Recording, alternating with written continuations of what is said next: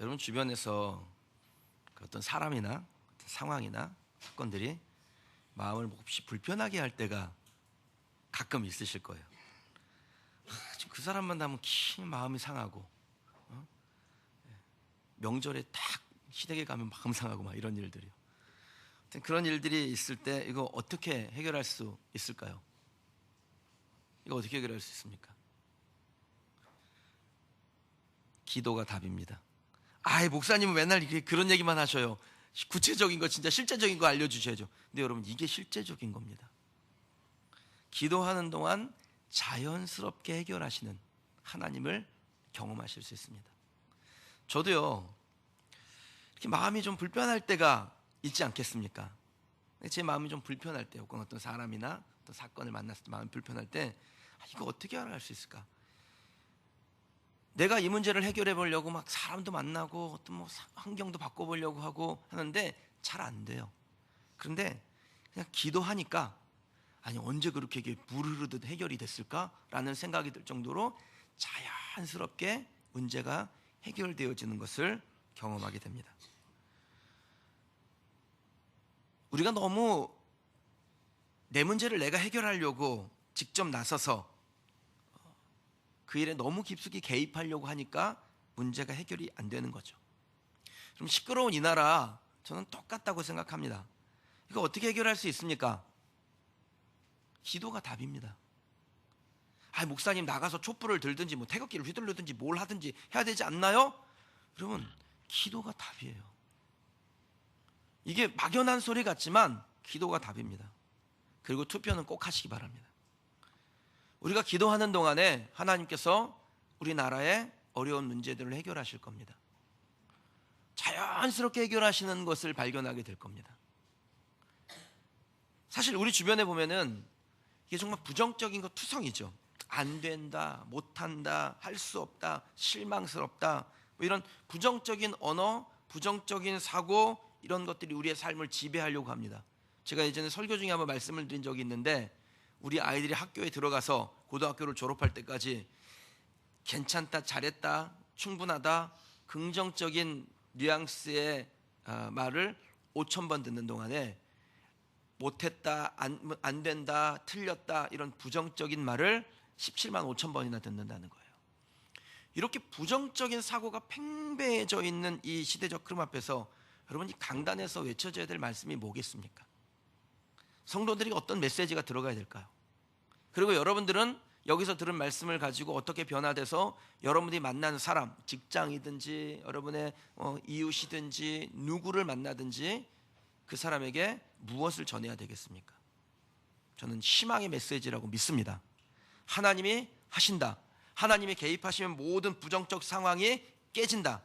우리는 마침내 잘 된다. 이게 이 강단에서 외쳐지고 여러분의 삶에서 이 믿음의 고백들이 흘러가야 될 줄 믿습니다. 이 희망의 메시지, 그냥 공허한 외침은 아니죠. 왜냐하면 근거가 없으면 공허한 외침이에요. 그냥 막연히 잘 될 거예요, 이게 아니라 근거가 있어요. 그 근거가 뭡니까? 예수 그리스도인 줄 믿습니다. 예수 그리스도라는 희망의 근원이 우리에게 있기 때문에 그럼 우리의 고백을 공허한 외침이 아니라 믿음의 선포라고 하는 것입니다. 소망 되신 예수님을 붙잡고 있는 사람은 희망의 사람이 될 수 있다는 거죠. 그럼 우리가 주변에 만나는 이 세상에 일어나는 일들이 우리의 마음을 지치게 하고 절망스러운 일이랄지라도 우리가 희망을 외칠 수 있는 이유는 뭡니까? 소망 되신 예수님을 우리가 이미 만나봤기 때문에 그래요. 경험한 사람은 자기의 경험을 통해서 비경험자들을 인도할 수 있습니다. 내가 길을 알면 이게 길입니다, 따라오십시오, 이게 돼요. 경험해 본 사람이 할 수 있는 거예요.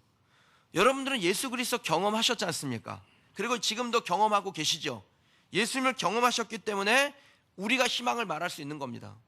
제가 예수님을 경험했기 때문에 여기서 여러분들에게 담대하게 예수가 희망이죠 라고 말할 수 있는 것입니다. 여러분들이 이곳에서 말씀을 듣고 그렇지, 예수님이 희망이지라는 것을 깨닫고 발견한 다음에 삶의 현장으로 가서, 가정으로 가서, 직장으로 가서, 사업장에 가서 예수님이 희망입니다라는 것을 말할 수 있는 것입니다. 제가 여러분에게 부정적인 거, 부정적인 생각 그거 하지 말고 소망을 굳게 잡으라고 하는 이유가 있습니다. 소망이야말로 우리를 향하신 하나님의 변치 않는 계획이기 때문인 줄 믿습니다. 좀 단순하게 생각하세요. 하나님과의 관계를 복잡하게 보지 마시고 단순하게 보세요.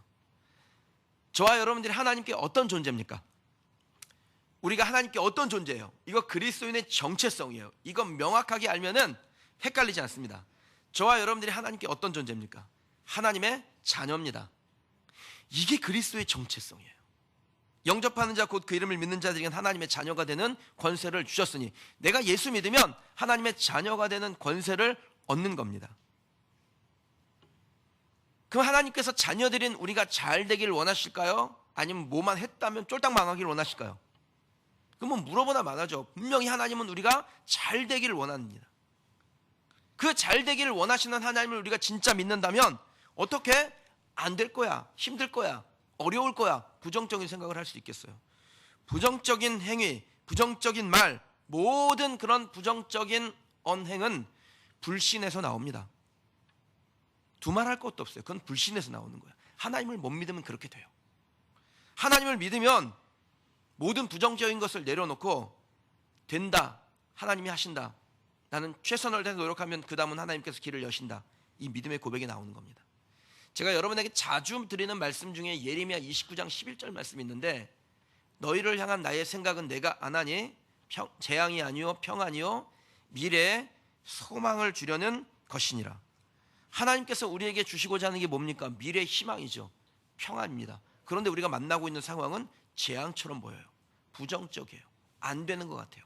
근데 그때 하나님께서 우리에게 말씀하시기를 그거는 재앙이 아니야, 너에게 평안을 주려는 거야, 장래의 소망을 주려는 거야. 여러분, 이렇게 말씀하신다라는 겁니다. 세상이 아무리 혼탁하고 힘들고 막 그냥 절망의 구름이 밀려오는 것 같아요. 하나님이 그때 우리에게 주시고자 하는 게 뭡니까? 재앙이 아니라는 거예요. 평안이라는 겁니다. 세상이 아무리 안 된다고 그래도 우리 믿는 자들은 미래의 희망을 주시려는 하나님의 말씀, 된다는 말씀, 이거 붙잡는 것입니다. 그것이 바로 믿는 자의 도리이며 온전한 신앙인 줄 믿습니다. 그럼 이 예수님 붙잡고 승리하는 저와 여러분 되시길 주님의 이름으로 축원합니다. 예수님의 소망을 붙잡고 승리하는 그리스도인이 되려면 그럼 어떻게 살아야 될까요? 오늘 말씀 가운데서 소망을 붙잡는 그리스도인, 승리하는 그리스도인이 어떤 사람이 되려면 어떻게 해야 되는지 살펴보시죠. 첫 번째는 여러분, 예수님의 피를 붙잡으셔야 돼요. 예수님의 피에 힘이 부셔야 돼요. 19절 말씀 같이 한번 읽어보겠습니다. 그러므로 형제들아, 우리가 예수의 피를 힘입어 성소에 들어갈 담력을 얻었나니 아멘. 그럼 예수님께서 우리를 위하여 피 흘려주실 때 가장 먼저 일어났던 사건이 뭐냐면, 성전 안에 휘장이 있는데 그 휘장이 둘로 찢어지는 사건이었습니다. 그러니까 예수님이 십자가에서 피 흘려 주기 전에는 아무나 이 성소 안에 들어갈 수가 없어요. 누가 들어가느냐? 대제사장만 들어가요. 그것도 1년에 한 번 들어가요. 근데 1년에 한 번 들어갈 때도 죽을까 봐 덜덜덜 떨면서 들어가요. 죄가 있으면 죽는 거예요, 거기서. 그런데 예수님께서 그 피로 모든 인류를 덮으신 후에는 다 의롭게 된 겁니다. 의롭게 되니까, 죄가 없으니까 성소 안에 들어갈 때 무엇이 생겨요? 담력이 생기는 거예요. 난 죽지 않는데 뭐. 그리고 들어가는 것입니다. 예수님의 피 흘리심으로 말미암아 모든 두려움이 사라지고 자유함으로 하나님 앞에 나아갈 수 있게 되는 것이죠. 마치 자녀가 그 아버지 앞에 나아가는데 두려워하지 않냐고 마음껏 들어갔다 나왔다 들어갔다 나왔다 하는 것처럼, 그럼 우리는 하나님 앞에 나올 때 두려움이 없는 거예요. 왜요? 예수의 피를 붙잡았기 때문에 그렇습니다. 성도님들 중에 2년이 지금 지났는데도 제 방에 아직 한 번도 안 오신 분이 계세요. 제 방에 한 번도 안 오신 분, 여기 고일한 선생님들 안 오셨다 그러죠. 안 오신 분 계시잖아요. 지금 상당히 많으신데 왜 손을 안 드셔요? 어떤 분이 최근에 제 방에 오셔가지고 잠깐 저한테 얘기하는데, 이영희 권사님이신가? 하여튼 목사님 방에 처음 와봐요. 그런 얘기를 하시더라고요. 그러게 성도들도 목사님 방에 처음 오는데 매일 오는 애들이 있어요. 사모님이 바쁘니까 교회를 개척교회 교회를 돌보니까, 이제 우리 교회 개척교회 아니지, 성가대가 있으니까. 네. 교회를 어쨌든 돌보기 위해서 매일 교회를 오는데, 이제 아이들을 집에 둘 수가 없으니까 데리고 와서 도서관에다 공부하라고 시켜놓고 면 얘가들이 시간 되면 틈날 때마다 왔다 갔다 하고, 아빠가 있거나 없거나 들어와가지고 냉장고 열고 막 있는 대로 꺼내 먹고 치우지도 않아. 확 어지럽히고 갑니다. 그럼 제가 다 불러다가 똑바로 서 왜 안 치워? 니네가 왜 아빠 방에 와서 어지럽히고 다녀? 그렇게 안 합니다. 제가 다 치워요. 여러분, 그게 자녀입니다. 너무나 당당한 거예요. 아버지 앞에 오는 게. 두려워하지 않아요. 즐거워합니다. 이게 어떻게 가능합니까? 우리가 예수님의 피를 힘입으면 가능한 줄 믿습니다. 휘장을 찢은 예수님의 피가 의미하는 게 뭡니까? 하나님의 자녀들이 더 이상 하나님 앞에 나올 때 두려워하지 않게 된다는 거예요. 예수님께서 십자가에 피 흘려 찢으신 그 휘장, 마귀의 정죄도 두려워하지 말고 세상의 억압도 두려워하지 말고 당당하게 살라는 하나님의 사인인 줄 믿으시길 주님의 이름으로 축원합니다. 예수의 피에 힘입어 성소에 들어간 그 담력을 얻었는데 여러분, 어딘들 못 가겠어요? 무엇이 두렵겠어요? 어떤 사람이 우리를 두렵게 하겠습니까? 예수의 피를 힘입으면 가장 먼저 일어나는 것이 우리의 영적인 신분의 변화입니다. 예수님을 믿으면 우리의 신분이 두려워하는 종에서 담대한 담력을 가진 자녀, 아들로, 딸로 바뀌는 것입니다. 예수의 피를 믿으면 하나님의 자녀가 되고, 하나님의 자녀가 되면 자녀의 권세를 얻습니다. 하나님의 자녀의 권세라는 게 뭡니까? 천국의 상속자가 되는 것이죠. 너희가 그 은혜로 인하여 믿음으로 말미암아 구원을 얻었나니 이것이 너희에게서 난 것이 아니요 하나님의 선물이라. 하나님께서 우리에게 선물로 주신 거예요. 우리가 노력해서 얻은 게 아닙니다. 자녀가 되었기 때문에 그냥 주신 거예요. 그러니까 여러분이 자녀가 된 다음에도, 예수의 피를 붙잡은 다음에도 내가 뭔가 노력해가지고 하나님께 좀 잘 보여야지, 그래 하나님께서 나에게 뭘 주실 거야 라고 한다면 여러분은 하나님의 말씀을 제대로 알지 못하는 겁니다. 하나님의 말씀이 뭐예요? 너희에게서 난 것이 아니니 하나님의 선물이라. 우리의 노력으로 얻은 게 아니라는 겁니다. 우리의 노력으로 얻었다면 이미 그것은 선물이 아니에요. 그건 보상이죠. 내가 수고해서 얻은 거 아니에요, 그거는. 근데 선물은 뭡니까? 그냥 주시는 거예요. 은혜로 주시는 겁니다. 은혜 중에 은혜가, 선물 중에 선물이 예수 그리스도의 피를 붙잡은 사람들에게 주시는 천국의 상속자, 구원의 은혜입니다. 여러분에게 이 은혜가 있다는 것을 늘 기억하시길 주님의 이름으로 축원합니다. 그러니까 내 안에 구원의 은혜가 있으면 주머니에 뭐가 없어도 하나님께서 나에게 이 천국의 상속자가 되게 하셨다라는 것 때문에 자유한 거예요. 평안한 것입니다. 천국의 상속자가 된 것, 구원의 은혜가 있는 것만도 감사한데 그게 끝이 아니죠. 여러분, 우리는 매사에, 범사에 예수님의 영이신 성령님의 인도하심을 받게 됩니다. 성령께서 목자와 같이 우리의 삶을 이끌어 가시고 동행하시고 안전케 하시는 줄 믿습니다. 여러분, 세상이 지금처럼 이렇게 부정적으로 바뀌는 이유가 뭡니까? 두려워하는 이유가 뭐예요? 점집도 찾아다니고 부적도 붙이고 막 그러는 이유가 뭡니까? 불안해서 그렇죠. 불안한 거예요. 미래를 알지 못하니까 불안한 것입니다. 점집 가서 운세 보고 그러면은 마음이 평안할 줄 아는데, 여러분, 무당도 제대로 걸리면 골탕 먹습니다. 신세 만지 망칩니다. 그러니까 예수님 믿으면요, 예수님께서 우리에게 동쪽으로 가거라, 귀인을 만나리라 이렇게 말씀 안 하세요.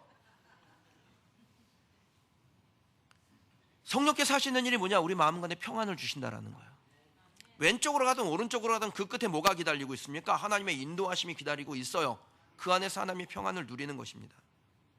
자녀들을 반드시 좋은 길로 인도하신다라는 것을 발견하는 것입니다. 그러니까 평안한 거예요. 더 이상 미래가 두렵지가 않아요. 저도 제 미래에 뭐가 일어날지 모릅니다. 그런데 두렵지가 않은 거예요. 왜요? 하나님께서 인도하시는데. 여러분의 미래도 두려워하지 마십시오. 왜요? 하나님께서 인도하시니까. 이스라엘의 광야에요, 곳곳에 골짜기들이 있어요. 근데 그 골짜기 바위 틈틈이마다 이리, 늑대 이런 양들을 노리는 맹수들이 있습니다. 시편 23편 여러분 잘 아시죠? 그게 바로 그 장면을 묘사하고 있는 거잖아요. 양들이 초장에서 초장으로 이동할 때 그 사망의 음침한 골짜기를 지나야 합니다. 지나지 않을 수는 없어요. 지나야 새로운 초장이 나오니까 지나요. 그런데 그 지날 때 안전한 이유가 뭡니까? 목자가 인도하고 있기 때문에. 그 목자의 음성을 따라가면 목자의 막대기가 지키니까 안전한 것입니다. 목자의 음성 듣고 가는 양이 안전한 것처럼 여러분, 우리가 성령의 음성 듣고 가면 안전한 것입니다. 우리에게 찾아오는 환경이 늘 푸른 초장, 쉴 만한 물가 있으면 얼마나 좋겠어요. 그런데 초장과 초장 사이에, 물가와 물가 사이에, 인생 곳곳에 사망의 음침한 골짜기가 존재한다는 겁니다. 여러분, 그 사망의 음침한 골짜기를 지나갈 때마다 성령님의 인도하심을 받는 사람은 우리가 해당함을, 우리를 어떻게 하려고 하는 그 마귀의 간계를 넉넉히 이길 수 있습니다. 그게 예수의 피를 의지한 사람, 성령님의 인도하심을 받는 사람들에게 나타나는 축복입니다. 예수님과 동행한다 그래서 마귀가 얼씬도 못하는 건 아닙니다. 주변에서 어슬렁거리며 겁을 주지요. 우는 사자처럼 두루다니며 삼킬 자를 찾습니다. 근데 그것으로 끝난다라는 거예요. 더 이상 어떻게 못해요. 마귀가 만들 수 있는 것은 우리를 두렵게 만드는 환경을 조성하는 겁니다. 그거밖에 못해요.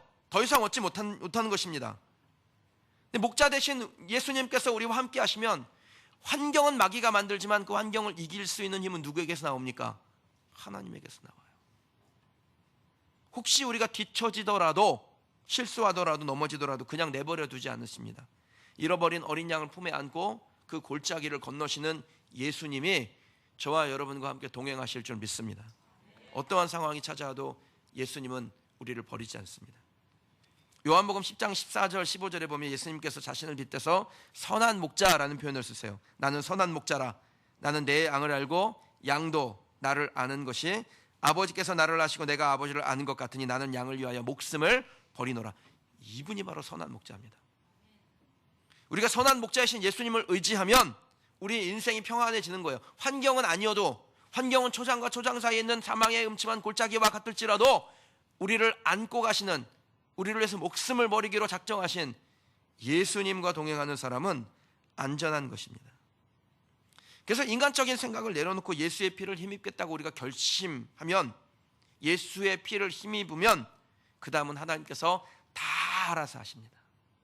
그냥 다 알아서 하세요. 생각지도 못한 형통을 보고 하나님께서 길을 여시는 은혜의 통로가 어떻게 열리는지를 보게 되는 것입니다. 그럼 그것을 경험하셔야 돼요. 그게 바로 기적이라는 겁니다. 성경 가운데 보면 야곱이라는 사람이 나오는데, 이 야곱이라는 사람의 인생을 한번 보십시오. 자기 노력으로 성공하려고 진짜 애를 많이 썼습니다. 아버지도 속이고 형도 속이고.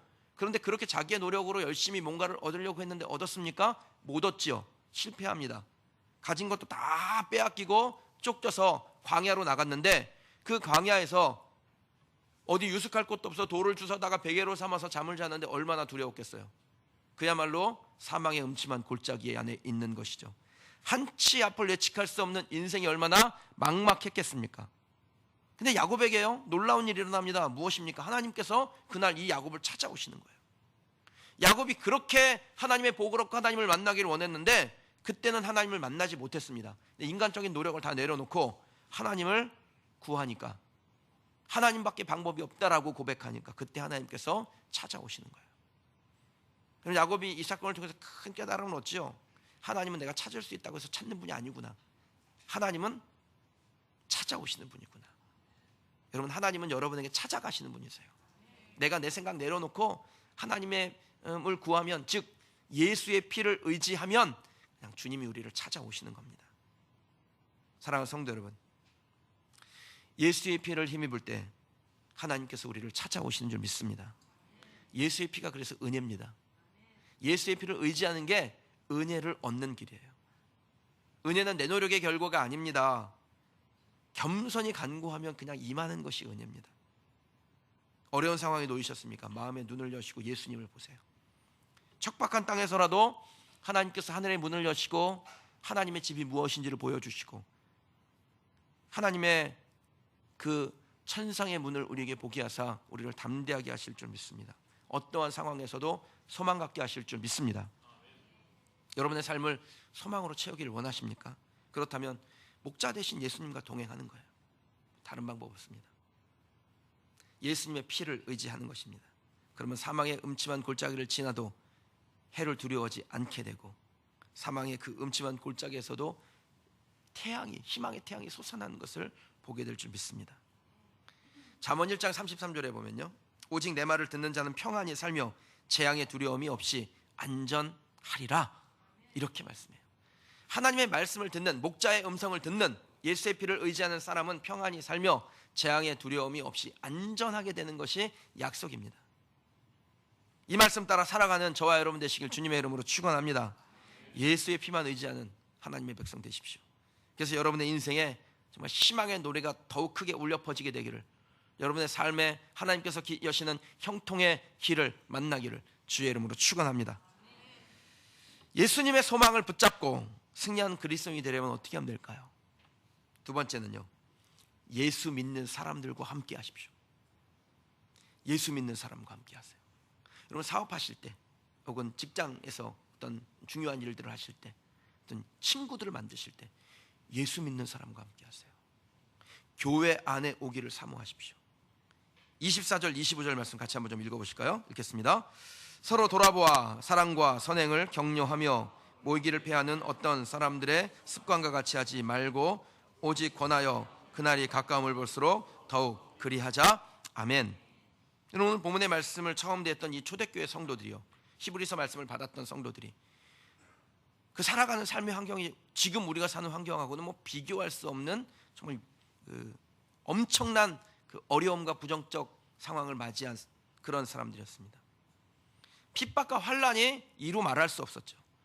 그러니까 자고 일어나면 누가 죽었다더라, 뭐 기름가마에 던져졌더라, 톱으로 쓸렸다더라, 사자밥이 됐다더라, 뭐 실종됐다더라, 이런 그 낙심시키고 절망시키는 이야기들이 가득한 일상이었습니다. 그럼 얼마나 극심한 스트레스를 받았겠어요. 이런 세상에서 무슨 소망이 있었겠습니까?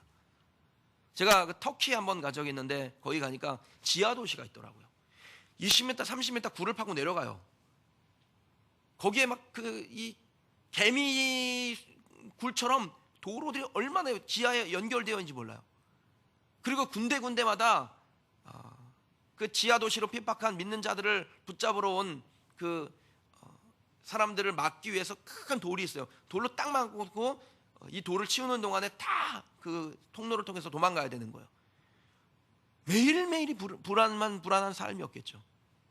거기서 제가 참 제게 그 인상 깊었던 곳이 하나 있었는데, 지하에 사니까 공기가 안 좋잖아요. 그래서 공기가 들어오는 공기 통로를 하나 만들어 놨는데, 그 공기 통로를 따라서 뭐가 들어오냐면 빛이 들어옵니다. 빛이 이렇게 들어오는데 사람들이 거기 가서 그 빛을 보는 거예요. 잠시 아주 희미하게 들어오는 빛. 나가면 죽으니까 그 지하 도시에서 살면서 그 희미한 빛을 보면서 거기서 위로를 받는 겁니다. 얼마나 극심한 고난이었겠습니까? 그럼에도 불구하고 초대교회 성도들이 그 극심한 고난을 이겨내고 마침내 승리합니다. 그 이유가 어디에 있겠어요? 예수의 피를 의지함과 동시에 공동체로 모여 있었기 때문입니다. 우리나라 속담에 백지장도 뭐 맞들면 낫다라고 그런 말이 있죠. 함께하면 고난을 이겨내는 데 도움이 됩니다. 초대교회 성도들이 300년이 넘도록 환란을 이겨내고 마침내 승리하는 하나님의 사람들이 될 수 있었던 것은 개인적인 신앙 때문만은 아니었습니다. 그들이 공동체로 모여서 서로 위로하고 서로 용기 주고 서로 가르쳤기 때문에 가능한 것이죠. 그럼 지금도 그렇습니다. 공동체로 모여 있을 때 능력이 나옵니다. 하나님의 원리예요, 이것이요. 두세 사람이 모인 곳에 나도 그들 중에 있느니라. 하나님이 우리가 공동체로 모여 있을 때 내가 그 안에 있겠다라고 약속하셨습니다. 교회는 그의 몸이니 만물 안에서 만물을 충만하시게 하시기 위한 충만함이라 그랬습니다. 예수님께서 친히 교회의 머리가 되신다 그랬어요. 공동체를, 교회를 이렇게 중요하게 여기신 것입니다. 그러므로 공동체를 힘입을 때 머리 대신 예수님으로부터 흘러내려오는 은혜를 얻을 수 있습니다. 예수님이 교회의 머리예요. 그러니까 그 교회 안에 있을 때 머리 대신 예수님으로부터 흘러내려오는 은혜를 저와 여러분들이 받게 되는 것입니다. 여러분, 공동체를 우습게 여기지 마세요. 제가 오랜 세월 목회를 하면서 깨닫는 것은, 처음에 반짝했다가 흐지부지 사라지는 사람들의 특징이 뭐냐? 공동체가 약해요. 목사님들 중에 뭐 설교 막 난다긴다 하고 목회 그렇게 잘하고 뭐 탁월하고 그런 분들 중에 오래 못 버티고 그냥 사라지는 분들 있거든요. 공동체가 없어요. 자기의 삶을 나누고 함께 기도하는 공동체가 약해요. 능력도 많고 직장도 좋은데 그 열매를 오래 누리지 못하는 사람들의 특징을 보세요. 공동체가 약해요. 가정이든 혹은 교회 안에서 영적 공동체든 여러분들에게 이 공동체가 없다라는 것은 그건 불행한 것입니다. 그래서 셀로 모이기를 사모하시고 남자들이 이렇게 뭐 비슷한 또래들이 함께 모여서 교제하시고, 제가 꼭 예배 마치면 식사하고 가라는 게, 우리가 식사 100인분 준비하는데 남을까 봐 그러는 거 아니에요. 남으면 남는 거지 뭐. 제가 왜 여러분에게 식사하고 가라고 하겠습니까? 공동체가 되어야 되는 거예요. 함께 교제함이 있어야 되는 것입니다. 여러분, 공동체가 없는데도 그냥 신앙이 좋아지고 인생이 잘 풀리고 아무 문제 없고 그런 분이 있으면 소개 좀 시켜주세요. 천연기념물인데 제가 좀 만나보게. 공동체 반드시 필요합니다. 여러분, 그렇게 중요한 공동체 안에서 우리가 무엇을 해야 될까요? 오늘 본문에 두 가지를 제시하고 있는데, 첫 번째는 사랑과 선행으로 격려하는 것입니다. 여러분, 이 시대는 격려가 부족한 시대입니다. 그러니까 어디서도 격려보다 질책을 좀 많이 받아요. 그렇기 때문에 격려하는 공동체가 더 필요한 시대가 된 겁니다. 그 일을 교회가 하는 거예요. 그 일을 셀이 하는 겁니다. 그 일을 믿는 가정이 하는 것입니다. 잠언 16장 24절에 선한 말은 꿀 같아 마음에 달고 뼈에 양약이 된다라고 그랬습니다. 격려하는 말, 선한 말은 꿀송이 같아서 마음에 달고 뼈에 양약이 되는 것입니다. 여러분, 격려 많이 하시길 바랍니다. 슬며시 건네는 그 영적 위로가 지친 사람에게, 실수한 사람에게, 실패한 사람에게 소망을 굳게 잡게 하는 힘이 될 줄 믿습니다. 교회 안 나오는 남편 있죠? 여기 성도들 중에 교회 안 나오는 남편 있죠? 볼 때마다 좋겠어요, 안 좋겠어요? 꼭 나가서 사고 치고 오는 남편 보면 좋겠어요, 안 좋겠어요? 아이들이요, 부모의 기대대를 저버리는 행동들을 할 때 좋겠어요, 안 좋겠어요? 여러분, 그때 필요한 게 뭡니까? 격려하는 겁니다. 예수님도 공사역 시작하실 때 하나님께 격려받으셨습니다. 내 사랑하는 아들, 내 기뻐하는 자, 격려받고 시작하신 거예요. 하나님의 그 격려가 예수님으로 하여금 인류권의 역사를 이루는데 얼마나 중요한 역할을 했겠습니까? 바울과 함께 1차 전도여행 떠났던 사람 중에 마가라는 사람이 있습니다.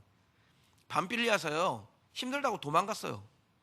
바울이 그때 막 불타오르던 열정이 있어서 마가가 도망간 것 때문에 이를 부득부득 깔았죠. 그런데 이 실패한 마가, 넘어진 마가를 누가 격려하냐면 바나바가 격려합니다. 그를 데리고 구브로라는 곳에 가서 복음을 전하게 합니다. 그럼 그렇게 격려받고 살아나서 마가가 마가복음 기록하는데, 마가복음이 신약 성경 중에 가장 먼저 기록된 성경이에요. 격려받으니까 위대한 사람이 되는 거예요. 베드로요, 예수님 부인하고 부활하신 예수님을 만난 후에도 나 고기 잡으러 간다고, 나 세상 일 할 거라고, 나 더 이상 사역 안 할 거라고 도망갔습니다. 도망간 그 베드로 예수님 또 찾아가시죠. 그리고 네가 나를 사랑하느냐, 내 양을 먹이라, 내 양을 치라, 격려하셔요. 사명 주세요. 그래서 베드로가 다시 일어나는 거 아닙니까? 그리고 나중에 순교할 때 예수님은 십자가에 이렇게 달려 돌아가시는데 나 같은 죄인이 예수님처럼 죽을 수도 없다고 거꾸로 매달려 십자가에 순교했다고 전해져 내려오고 있잖아요. 여러분들이 격려하시되 공동체 안에서 사랑과 선행으로 격려하시면 사람이 살고 그 공동체를 통해서 예수님 만나게 될 줄 믿습니다. 공동체 안에서 해야 될 두 번째 사역이 함께 모여 기뻐하는 겁니다. 어떤 상황에도 모이기를 패하려는 시도를 하지 말고, 아무튼 그곳이 은혜의 동로다, 내가 여기서 기쁨을 얻어야지, 그리고 함께 모여야 되고, 모일 때마다 사람들에게 기쁨을 주는 사람이 되시기를 주님의 이름으로 축원합니다. 은혜의 자리에 있을 때 기적도 보고 하나님의 복도 누리는 것입니다. 어제 척사대회 하는데, 윷놀이 하는데 그렇게 오라고 했는데 또 안 오시는 분들이 있어요.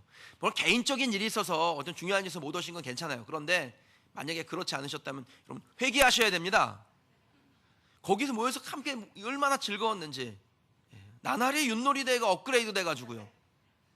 그리고 자전거를 쫙 깔아놓고 애들에게 그 마지막에 딱 뽑는데, 역시 선물은 좋은 걸 걸어야 돼요. 한 사람도 애들이 도망간 사람이 없어요.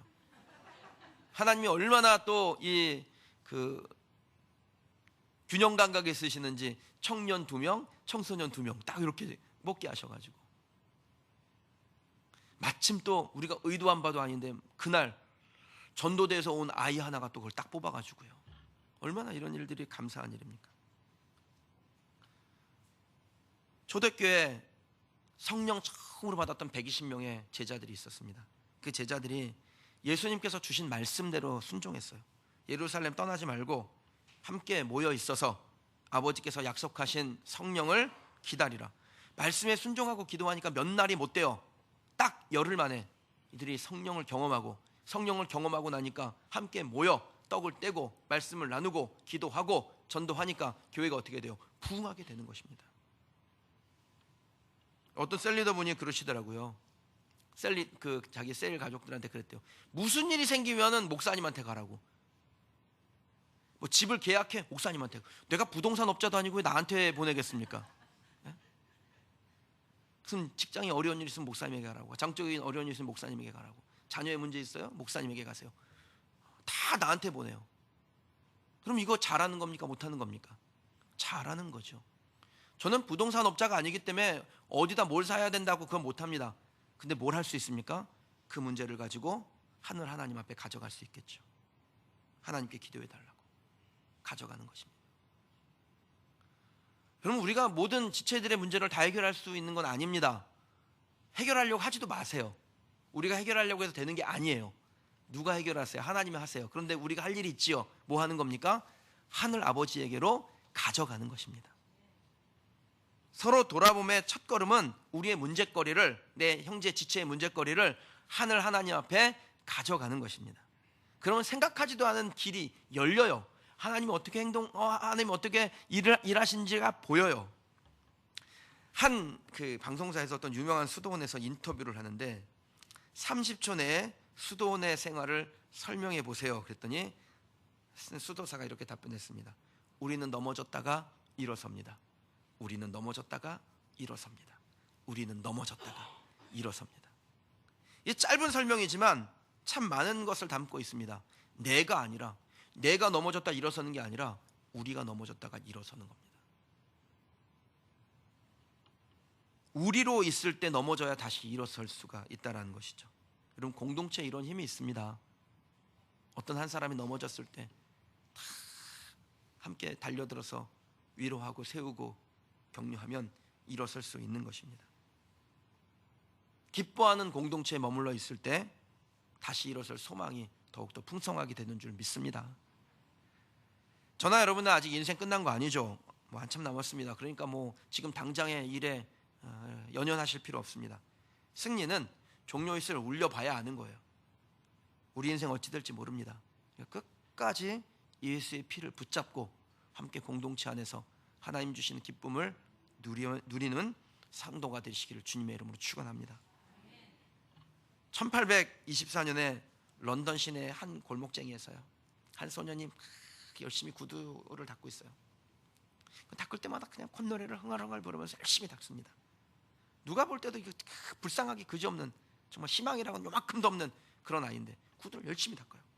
그래서 그 구두를 닦는 한 사람이 물어봤습니다. 너는 뭐 그렇게 즐겁냐? 그랬더니 저는 지금 구두를 닦는 게 아니라 희망을 닦고 있는 거거든요.